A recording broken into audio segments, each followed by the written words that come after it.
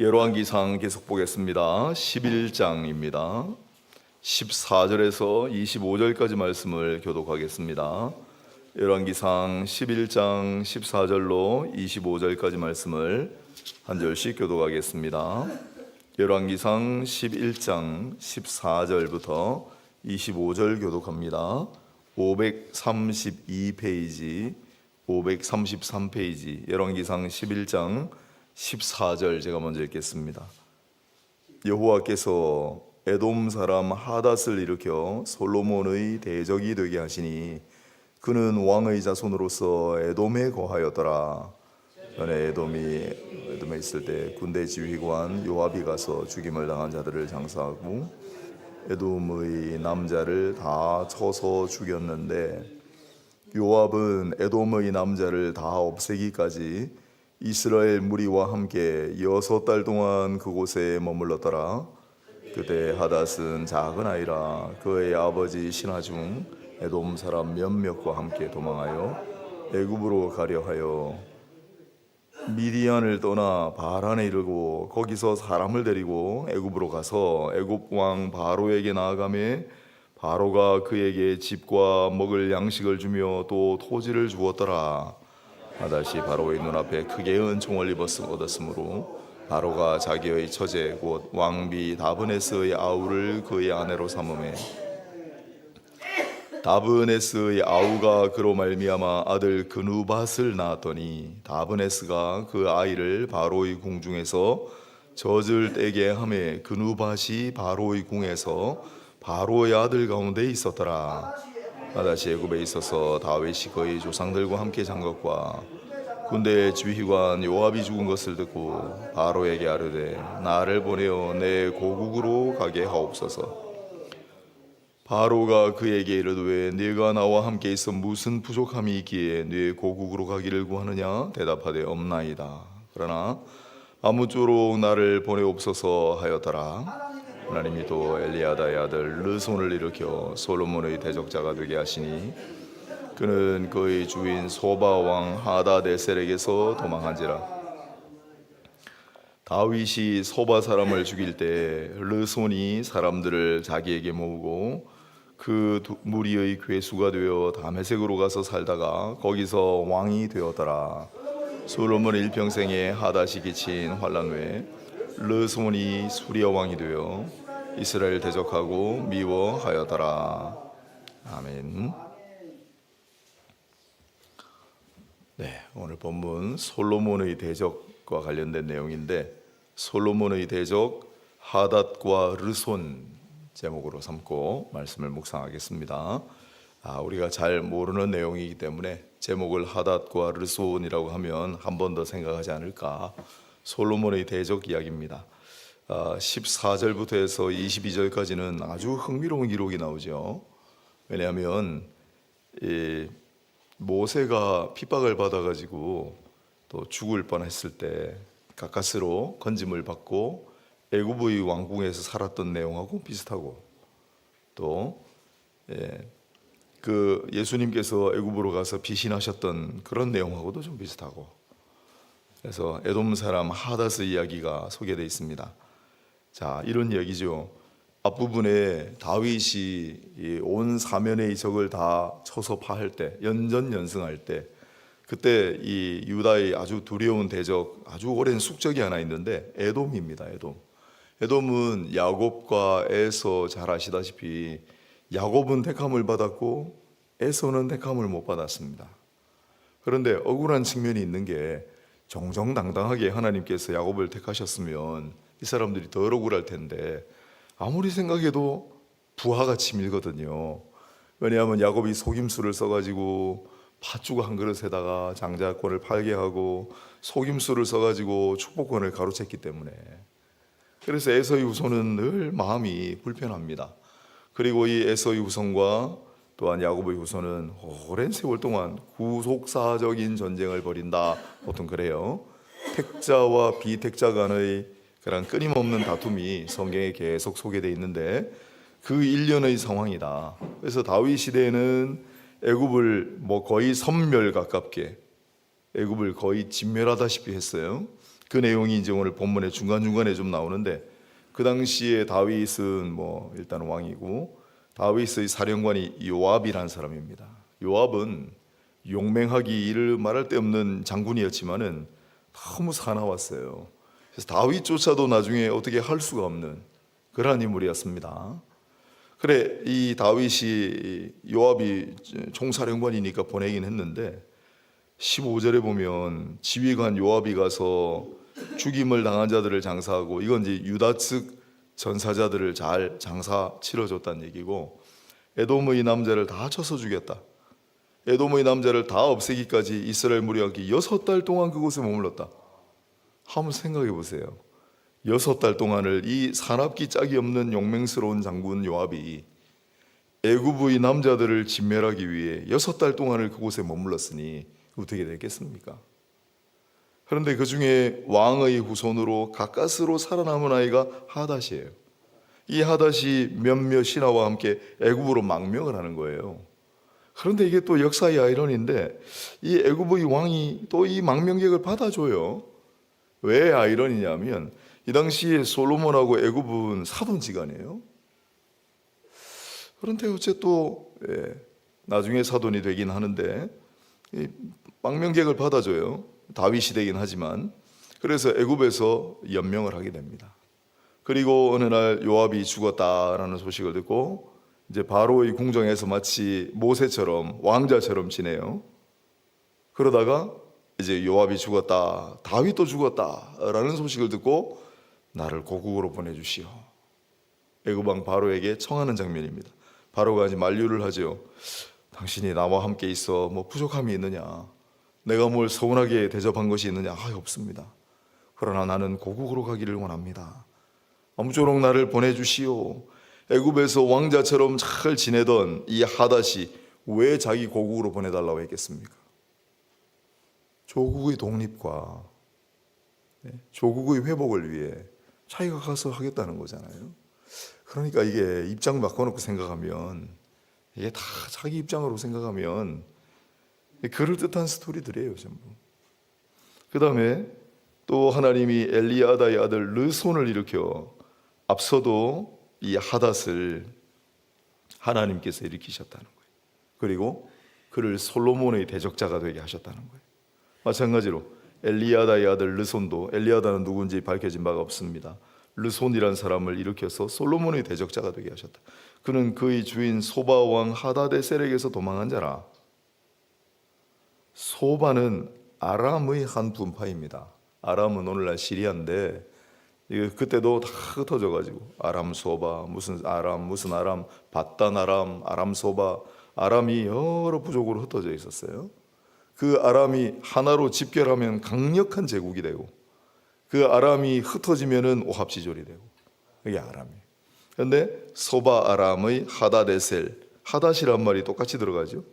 앞에도 하닷, 뒤에도 하닷. 아마 중요한 내용을 가지는 이름이었을 텐데 지금 우리가 정확히 잘 의미를 모르고 있습니다만, 하다데셀이라고 하는 아람 소바 왕으로부터 도망친 자니까 노예인지 그 밑에 있었던 수하인지는 알 길이 없으나, 아무튼 르손이라는 사람이 도망을 해서 다윗이 아람 소바 사람을 죽일 때 다윗은 아람 소바 땅도 정복을 했습니다.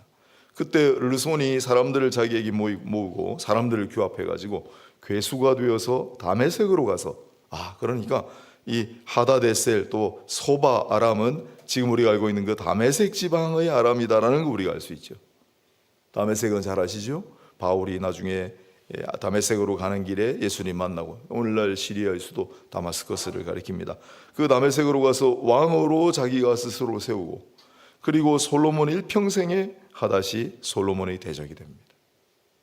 이렇게 솔로몬에게 강력한 대적들이 등장하게 된 것은 여호와께서 대적을 일으키셨기 때문이다라고 성경 기자는 적고 있습니다.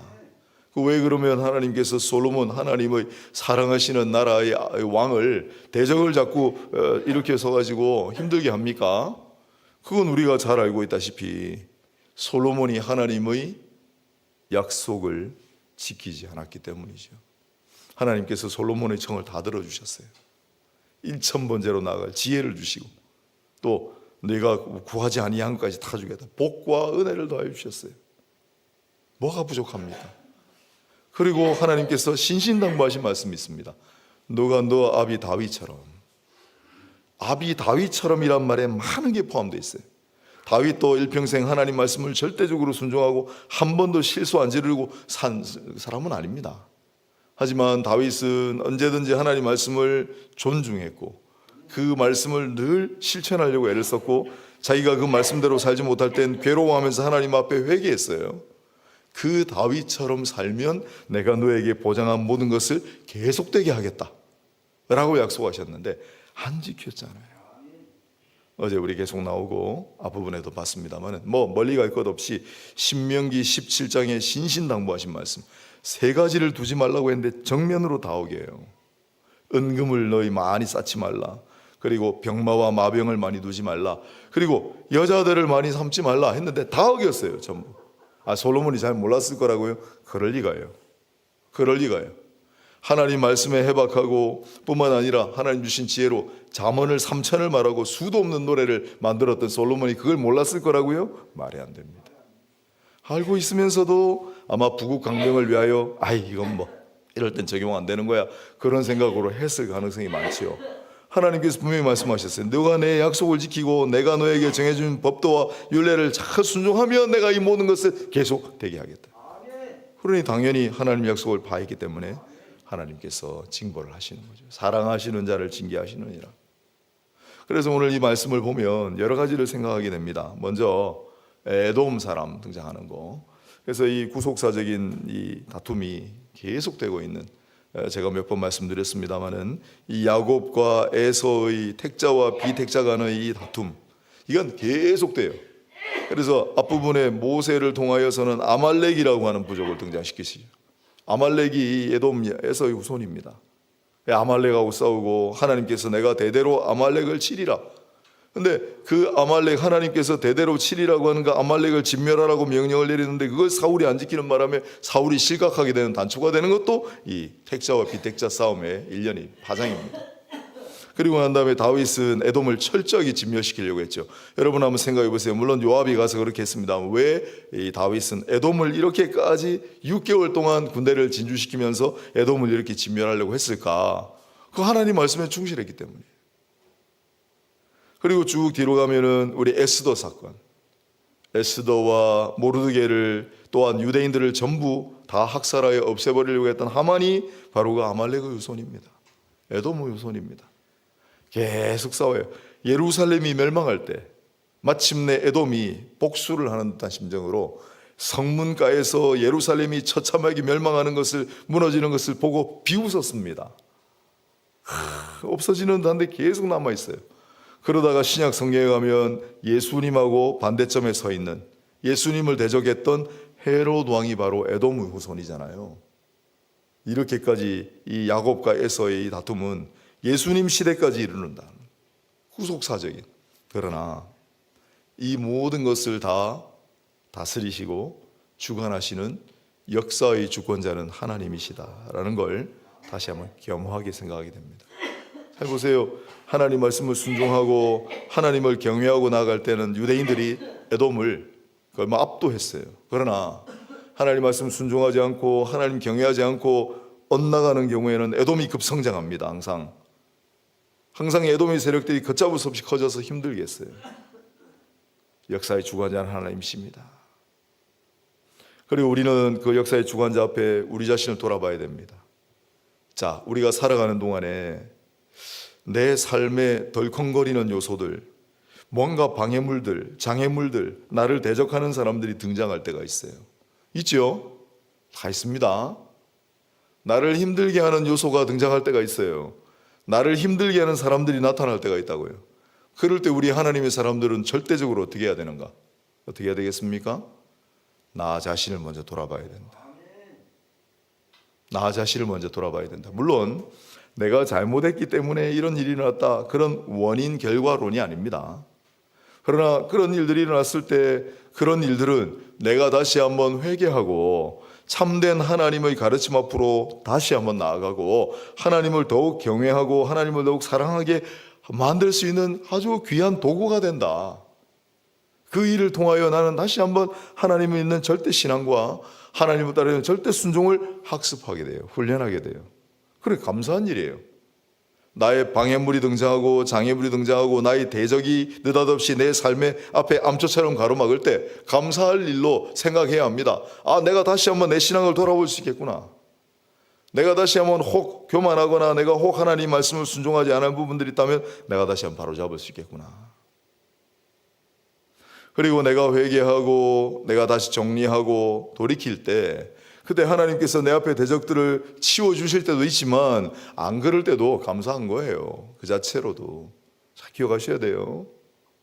자, 그러면 솔로몬을 보겠습니다. 솔로몬 앞에 이렇게 다시 에돔 사람들이 행보를 하고 다 없애진 줄 알았는데, 다 사라진 줄 알았는데, 다윗 부왕 시대에 에돔은 이제 더 이상 세력을 펼칠 수 없을 만큼 그렇게 다 압도한 줄 알았는데 다시 에돔이 막 강성해져요. 다윗 왕 시대에 이 아람 소바 이 완전히 압도한 줄 알았는데 다시 이 세력이 꿈틀대요. 그걸 보고 솔로몬은 뭘 느껴야 됩니까? 왜 내 앞에 이렇게 암초들이 등장하지? 왜 이렇게 다 없어진 줄 알았던 이 대적들이 다시 한번 강력한 세력을 얻지?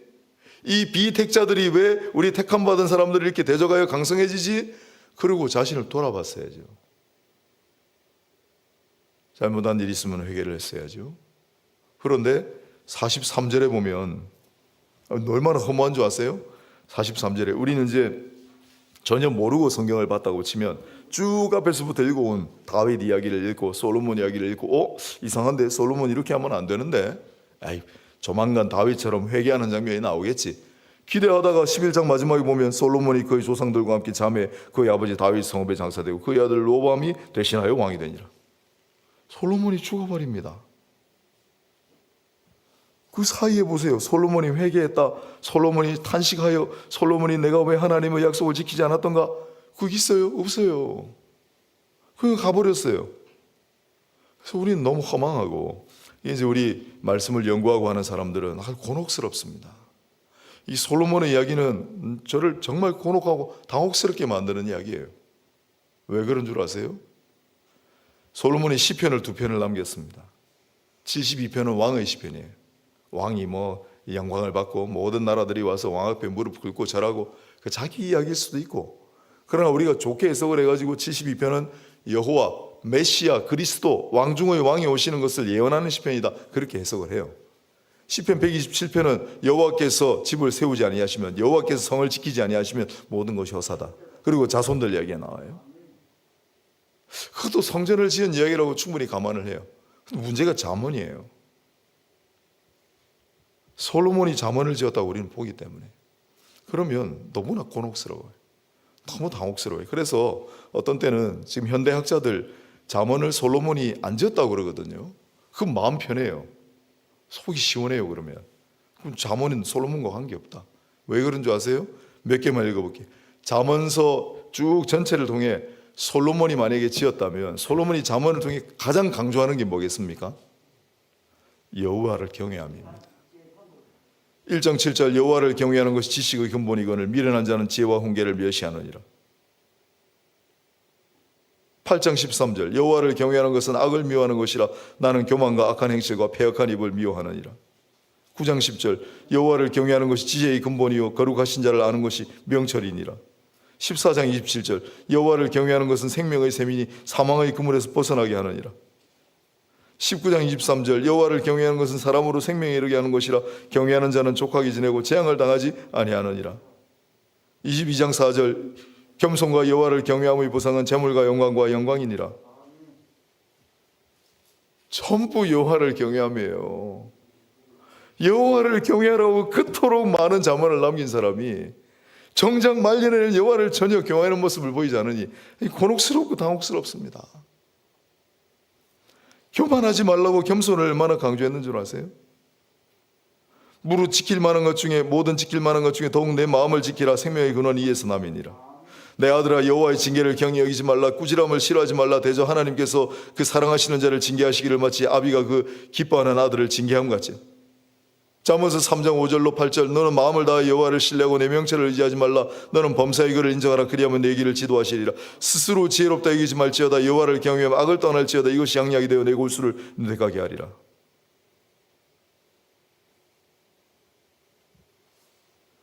16장 1절 마음의 경영은 사람에게 있어도 말의 응답은 여호와께로부터 나오느니라. 16장 9절 사람이 마음으로 자기 길을 계획할지라도 그 걸음을 인도하시는 여호와시니라. 18장 12절 사람의 마음의 교만은 멸망의 선봉이요 겸손은 종기의 앞잡이니라. 21장 2절 사람의 행위가 자기 보기에는 정직하여도 여호와는 마음을 감찰하시느니라. 21장 4절 눈이 높은 것과 마음이 교만한 것과 악인이 형통한 것은 다 죄니라. 22장 6절 마땅히 행할 길을 아이에게 가르치라. 그리하면 늙어도 그것을 떠나지 아니하리라. 뭘 가르친다는 말이에요? 자식들에게 뭘 가르쳤습니까? 너무 곤혹하고 단혹스럽습니다. 솔로몬이 잠언을 다 남겼다면 그는 이토록 많은 잠언을 남기면서 왜 자신은 그렇게 안 살았을까?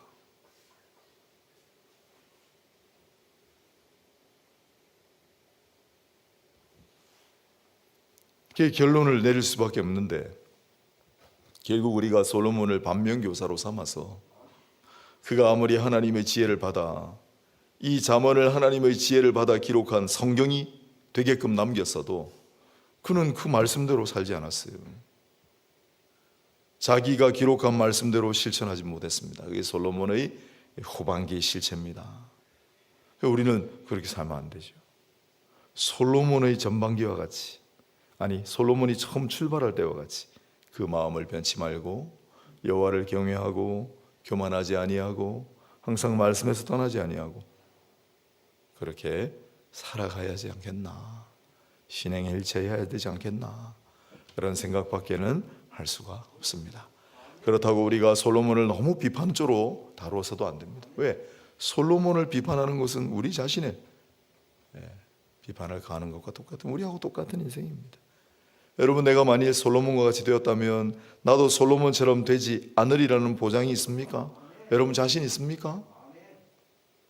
이렇게 엄청난 영광을 누리고 부귀영화를 누리고 강력한 나라를, 제국을 형성하고 문나라 사람들이 와서 절하고 봤잖아요. 120달란트, 금 120달란트를 히람 왕이 가서 바치고 스바 왕이 가서 바치고 온 천하의 백성들이 와서 다 경배하는 그런 사람이 됐을 때 진짜 나는 그래도 여호와만 경외하고 나는 정말 겸손하게 하나님 말씀만 순종하고 그렇게 살아갈 자신이 있으시냐고요.